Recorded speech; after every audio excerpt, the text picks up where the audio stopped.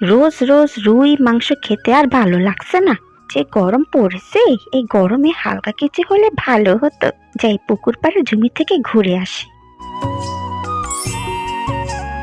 আরে কি সুন্দর ইতি শাক! হা দেখলে মনটা জুড়িয়ে যায়। যাই কিছু তুলে নিয়ে যাই, আছড়ে দিয়ে খাওয়া যাবে।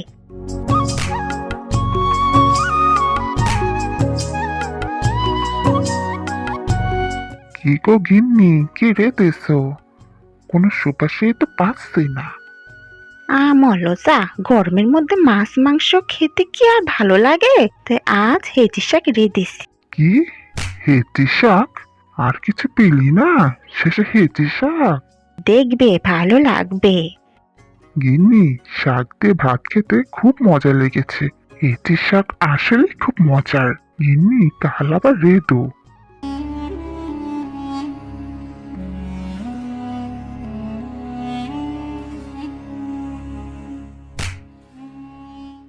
এ কি, হেঁচি শাক কই? এক রাতের মধ্যে সব হেঁচি শাক কে তুলে নিয়ে গেল? এখন তেনাকে কি রেঁধে দেব? অন্য জায়গায় গিয়ে দেখি পাওয়া যায় কিনা। আরে এখানে এত হেঁচি শাক! সব জায়গার শাকই তো শেষ, কিন্তু এই জায়গার শাক তো কেউ নেয়নি। যাই হোক, তুলে নিই।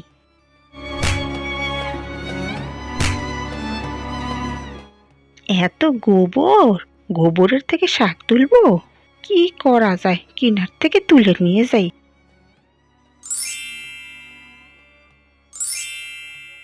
তুই কে অর্বাচীন? হেঁচি শাক তুলছিস? তুই জানিস না এখানে শাক তোলা নিষেধ?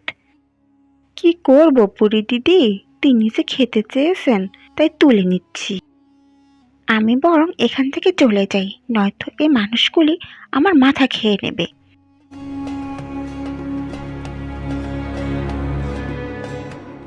গিন্নি, আজ হেঁচি শাকগুলি অনেক মজার হয়েছে। হবেই তো, পুরীর বাসা থেকে এনেছি তো তাই। গিন্নি, তুই ছিলি বলেই আজ এত মজাদার খাবার খেতে পারলুম। এইরকম আরো নতুন নতুন গল্প পেতে চ্যানেলটি সাবস্ক্রাইব করে আমাদের পাশেই থেকো।